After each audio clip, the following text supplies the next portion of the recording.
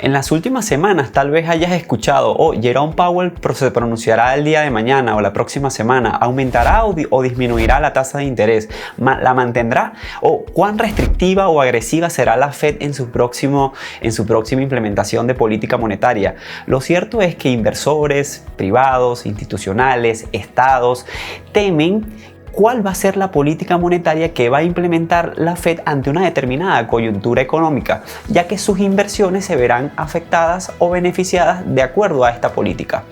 Soy Alberto Baibat y en este episodio de Inversión a Fondo te explicaré el rol que cumplen los bancos centrales de un determinado país, cuál es el objetivo que persiguen y cómo nuestras inversiones en un momento determinado y de acuerdo al tipo de política monetaria se puede ver afectada o beneficiada.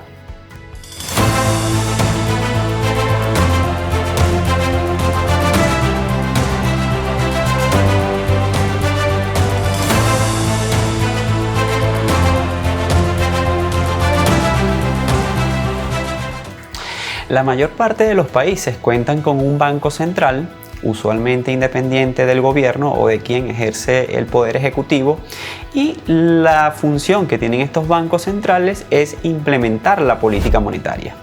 La política monetaria busca o tiene varios objetivos a su vez. En primer lugar, preservar el valor de la moneda, controlar los niveles de inflación y garantizar tasas de interés relativamente razonables a lo largo del tiempo y sobre todo mantener el crecimiento económico en el largo plazo. Para garantizar el crecimiento económico en el largo plazo, el Banco Central deberá implementar estrategias y mecanismos que garanticen los máximos niveles de empleo o por lo menos los máximos niveles para el potencial que tiene una determinada economía, y tal vez lo más importante es garantizar la estabilidad de precios controlando los niveles de inflación. Y digo tal vez lo más importante porque las decisiones de inversión y de ahorro que influyen directa y sustancialmente en el crecimiento económico se verán influidas fuertemente por si hay estabilidad de precios o si no la hay. Tal vez en algún momento hayamos escuchado, el Banco Central está imprimiendo mucha moneda, está emitiendo mucha moneda inorgánica, van a aumentar los niveles de inflación. Y es que precisamente uno de los objetivos de la política monetaria es controlar los niveles de liquidez que hay en una economía en un determinado momento o periodo de tiempo. Por ejemplo, supongamos que en una economía hay excesiva liquidez o una masa monetaria muy amplia. Con esto coloquialmente a lo que hago referencia es hay mucho dinero en la calle. Cuando hay mucho dinero en la calle, las personas tienden a consumir más productos, tienden a comprar más bienes y servicios. Esa mayor compra de bienes y servicios por un tema de ley de oferta y demanda tiende a causar un alza en los precios. Las empresas en el corto plazo comienzan a vender más. Como sus flujos en el corto plazo se incrementan, los inversionistas ven que están obteniendo mayores utilidades y por ende van a la bolsa y compran sus acciones con una expectativa de obtener una mayor rentabilidad.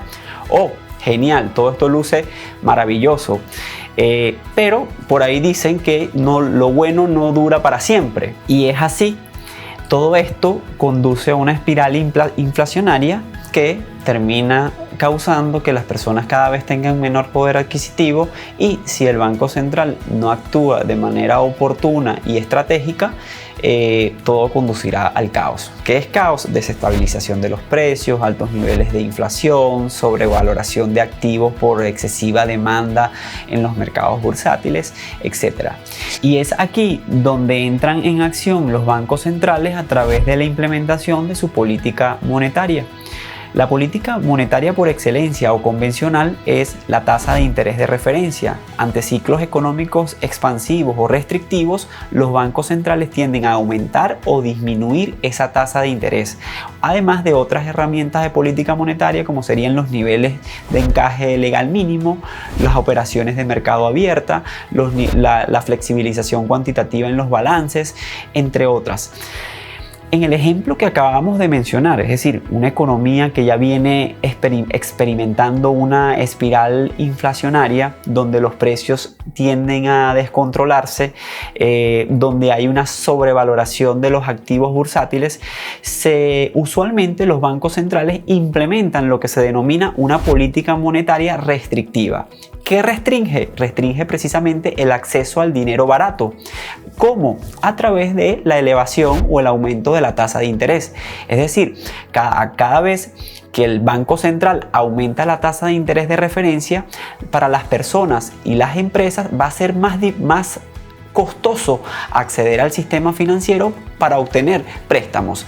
En la medida que obtienen menos préstamos, consumen menos bienes y servicios y se supone que se desacelera la demanda, y eso debería originar una estabilización en el mediano plazo de los precios. Esto desde el punto de vista del crédito, pero también cuando hay altos niveles o altas tasas de interés, las personas tienen mayores incentivos para que su dinero lo dejen en el banco. ¿Por qué? Porque genera una mayor rentabilidad. Los bancos te pagan una tasa de interés mayor, o adquieras otros productos como por ejemplo los bonos, porque tienen una mayor rentabilidad. Entonces, lo que hace el Banco Central elevando la tasa de interés es incentivar a las personas a que no gasten su dinero, sino que lo mantengan en sus cuentas bancarias o en otros productos financieros que se beneficien en momentos o en tiempos de altas tasas de intereses, y con eso están reduciendo los niveles de liquidez que hay en la economía en un determinado momento de tiempo. ¡Oh, genial! Entonces, lo mejor que pueden hacer los bancos centrales para que la economía se mantenga bien es mantener altas las tasas de interés. Pues no es así. Los bancos centrales siempre tienen que estar en constante equilibrio entre políticas monetarias expansivas y políticas monetarias restrictivas. Cuando las tasas de interés se mantienen altas, evidentemente se desacelera el consumo, es decir, la demanda por bienes y servicios. A medida que se va desacelerando el consumo, las empresas consecuencialmente venderán menos productos y servicios. Esa menor venta de productos y servicios, que se traduce en menores flujos, en menores ingresos, seguramente originará cierto nivel de desempleo, ya que las empresas prescindirán del personal que no necesitan para los niveles de venta que tienen en ese determinado momento. Al mismo tiempo, las empresas dejan de hacer inversiones productivas y el crecimiento económico, que depende de variables como la inversión y el consumo, se desacelera. Las empresas también pueden ser objeto de altos niveles de estrés financiero, es decir, especialmente las empresas altamente endeudadas. Es decir, a mayor deuda tengan las empresas en sus balances, mayor será el costo financiero que tendrán que afrontar con sus acreedores. Entonces, lo importante acá es comprender que altos niveles de tasas de interés a lo largo del tiempo frenan el crecimiento económico e incluso pueden provocar una recesión económica. Y acá la importancia de entender estas variables y por qué generan tanto miedo e incertidumbre en el mundo de las inversiones. Es importante comprender que la economía se comporta de manera cíclica, y en un determinado momento los bancos centrales tienen que dar un giro de timón en cuanto a la política monetaria que vienen implementando en ese específico momento. Por ejemplo, venimos señalando que una economía sobrecalentada con una espiral inflacionaria hace necesario que se aumenten los niveles de interés o las tasas de interés. Esas tasas de interés altas ya también hemos explicado que pueden conducir a una recesión económica. Es decir, ¿por qué? Porque tenemos bajos niveles de inflación, bajos niveles de consumo, las empresas casi no venden sus bienes y servicios, por lo tanto no invierten en sus propias empresas, no hay incentivos para que éstas crezcan, los inversionistas no compran sus acciones porque la proyección de ingresos no es buena, es decir, una economía enfriada. Ante una economía enfriada, ralentecida, lo que hacen los bancos centrales entonces es dar este cambio o giro de timón y implementar e implementar una política monetaria expansiva. ¿Qué es una política monetaria expansiva? A diferencia de la restrictiva, donde hace exactamente lo inverso que había venido haciendo. Ya no aumenta la tasa de interés o mantiene una alta tasa de interés, sino que la reduce. ¿Qué es lo que hace al reducir la tasa de interés? Que el costo del dinero ya es más barato, más económico para las empresas. Es negocio ir a las instituciones financieras, pedirles crédito, con ese crédito reinvertirlo en la empresa, fomentar el crecimiento. A su vez ellos van a aumentar los niveles de empleo. Para las personas, como no van a tener que pagar altas tasas de interés, resulta conveniente endeudarse. A medida que se endeudan, compran más bienes y servicios y se comienza a ver un proceso de reactivación de la economía. Asimismo, cuando las tasas de interés son bajas, ya no me conviene tanto como persona o como empresa mantener mi dinero en el banco, porque ya el banco o los instrumentos financieros como los bonos no me pagan altas tasas de intereses. Entonces yo prefiero agarrar ese dinero y reinvertirlo o invertirlo en otros instrumentos financieros que tengan un potencial de retorno más alto. Y en este caso es donde se comienza otra vez a elevar la demanda en los mercados bursátiles, es decir, las personas van y compran más acciones. Entonces vemos que el efecto es tangencialmente el opuesto al que acabamos de mencionar, y por eso todo ello se logra a través de la tasa de referencia, es decir, la tasa de los fondos públicos. Y aquí solo colocar el ejemplo un poco del Banco Central o de la Fed allá en Estados Unidos, pero la mayor parte de los bancos centrales en el mundo y en las economías latinoamericanas se comporta de manera más o menos similar. La segunda herramienta de política monetaria convencional que utilizan los bancos centrales es el denominado encaje legal o reserva mínima obligatoria.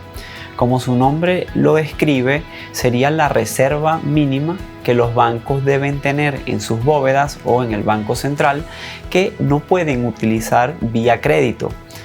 Cuando el Banco Central intenta reducir los niveles de liquidez en una economía, lo que hace es que aumenta el nivel de encaje legal mínimo exigido a la banca. Mientras mayor sea el nivel de encaje o reserva mínima que deben tener los bancos, entonces habrá una menor oferta de fondos prestables. Eso originará que el crédito también se encarezca, y precisamente esa imposibilidad de los bancos de dar mayor crédito por vía de consecuencia origina que haya una menor liquidez en el mercado. Entonces, lo importante acá es comprender que cuando estamos en presencia de una economía sobrecalentada con altos niveles de inflación, donde lo que pretende el Banco Central es reducir el nivel de liquidez para a su vez originar o causar que se desacelere el consumo, va a aumentar el nivel de encaje mínimo. Le va a decir al banco: oye, de todos los depósitos que está recibiendo, cierto nivel o cierto porcentaje, que es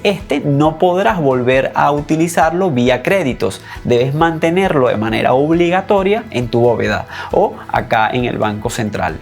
Entonces, consecuencialmente, origina o causa que se desacelere la oferta de créditos disponibles y por ende los niveles de liquidez monetaria. Estamos en presencia de una economía ya no sobrecalentada, sino más bien una economía enfriada. Entonces opera exactamente lo contrario. Lo que se quiere es aumentar los niveles de liquidez o de masa monetaria, y entonces lo que hace el Banco Central es que reduce ese porcentaje y permite a los bancos que puedan utilizarlo vía créditos.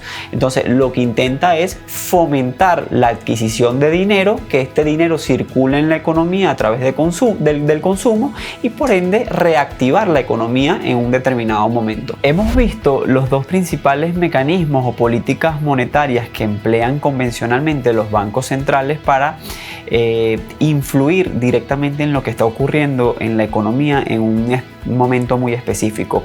Ahora bien, existen otras herramientas ya no tan convencionales, un poco más ortodoxas, como por ejemplo sería la flexibilización cuantitativa, o el denominado quantitative easing. Estados Unidos lo comenzó a aplicar desde el 2008, el Banco Central Europeo desde el año 2015. Acá básicamente lo que intenta el Banco Central es crear dinero.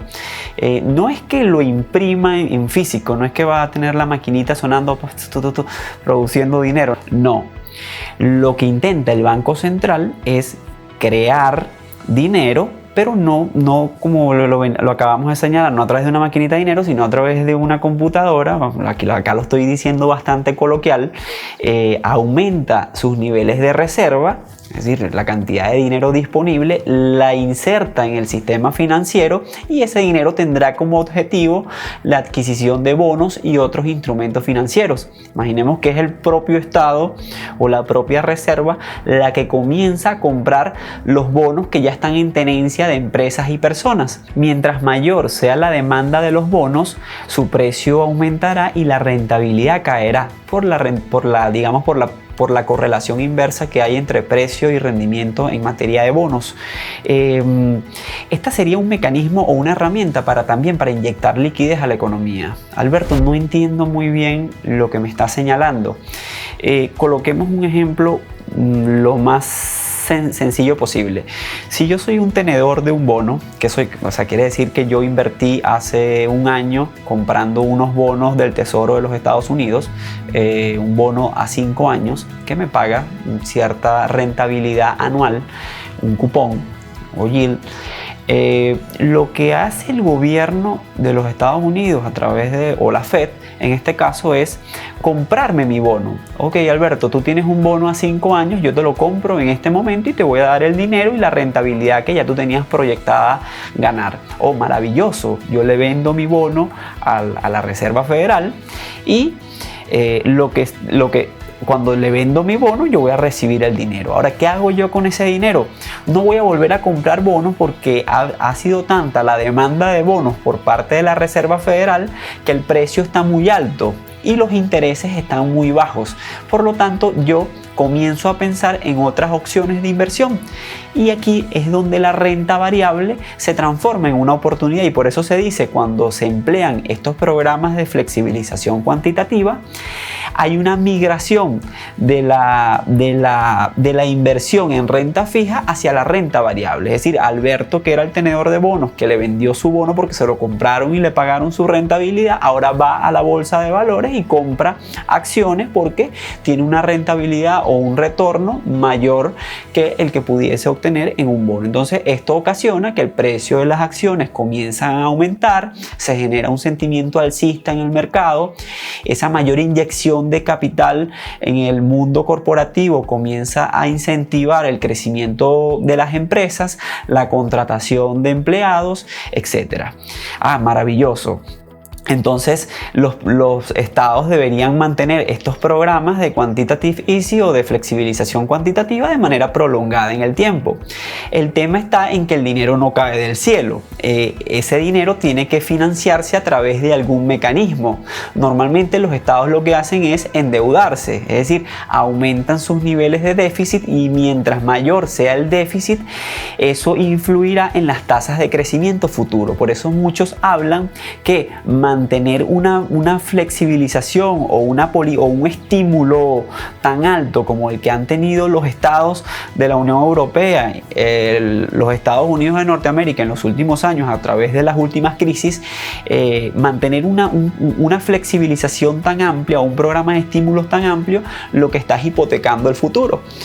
¿Por qué dicen que está hipotecando el futuro? Porque lo que hicieron fue endeudarse para corregir o mantener a flote los mercados financieros en un determinado momento. Entonces, estas serían las principales políticas convencionales y no tan convencionales de política monetaria que emplean los bancos centrales. ¿Por qué son importantes para los inversores? Bueno, por los efectos que generan en los mercados financieros o en los mercados bursátiles.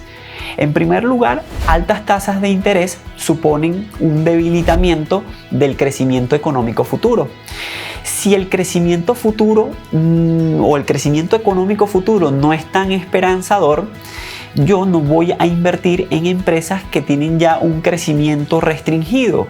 Por lo tanto, tiende a haber una huida del mercado de capitales, es decir, yo vendo mis acciones porque la proyección que tengo a futuro no es alentadora.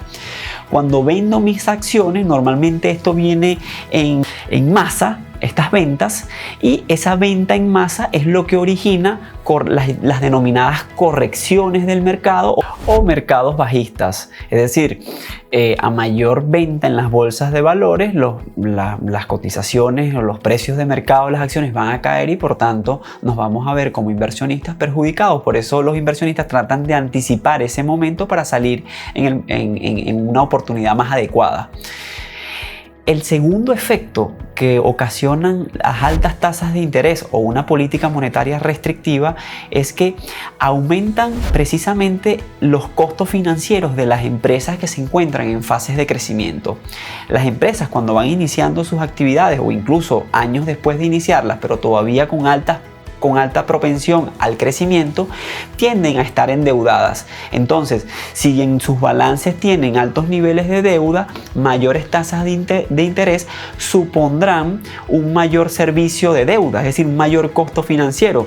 Tendrán que pagar más intereses a los bancos. Esos mayores intereses que tendrán que pagar se traducen en una menor rentabilidad o una menor utilidad. Esto lo descuentan y lo castigan los inversionistas vendiendo y saliendo de esos valores en los mercados bursátiles, lo que origina caídas también en las bolsas. Otro efecto que usualmente suele ocurrir cuando la Reserva Federal aumenta las tasas de interés es una depreciación de las monedas latinoamericanas, y esto ocurre porque los inversionistas, vamos a suponer, los inversionistas que mantienen posiciones en moneda norteamericana, en dólares, les resulta más costoso mantener ese capital. Por lo tanto, deciden liquidar sus posiciones de inversión, reciben la moneda local y con esa moneda local compran dólares para repatriar sus capitales, es decir, si tenían un crédito en Estados Unidos, pagarlo porque la tasa de interés ya resulta muy alta. Y lo que quiero significar o ejemplificar con esto es que en esa economía latinoamericana aumentó el nivel de demanda de dólares, lo que presionó al alza el tipo de cambio. Claro, esto no es una regla absoluta que ocurra en todos los casos, porque se supone que en esa economía también hay un banco central que mitiga un poco estos efectos implementando también una política monetaria. Por ejemplo, en el caso peruano, el Banco Central de Reserva del Perú viene en las últimas semanas, este video está siendo grabado ahora en el mes de febrero, precisamente cuando el Banco Central, cuando la Reserva Federal ha venido aumentando su tasa de interés, y el Banco Central de Reserva lo que ha hecho también es aumentar las tasas de interés con los mismos efectos: controlar la inflación, mantener el crecimiento económico, los niveles de evitar que siga el sobrecalentamiento de la economía, y cuando aumenta la tasa de interés, la moneda local, que es el sol, se aprecia. Entonces, este efecto de depreciación no se genera en todo su potencial porque se ve mitigado ante esta política. Ante esta pregunta sobre si no es recomendable entonces invertir en los mercados bursátiles cuando hay, por ejemplo, una política restrictiva, es decir, con altas tasas de interés, no necesariamente es así. Estudios, que los dejo acá en la descripción de este video, demuestran que hay sectores que históricamente han tenido un buen desempeño ante coyunturas económicas donde los bancos centrales implementan altas tasas de interés. Por ejemplo, el sector financiero es uno de los que tradicionalmente resulta beneficiado en estos momentos. Lo importante es que como inversionistas comprendamos que dependiendo de la coyuntura económica en la que nos encontremos, tendremos que elegir unas acciones en detrimento de otras. Si teníamos acciones en nuestro portafolio de empresas que tenían en sus balances altos niveles de endeudamiento, esos altos niveles de endeudamiento van a originar mayores costes financieros por las altas tasas de interés que van a tener que pagar. Eso se va a traducir en una menor rentabilidad o utilidad, y por lo tanto yo como inversionista voy a ver se va a descontar o se va a reducir mi retorno esperado.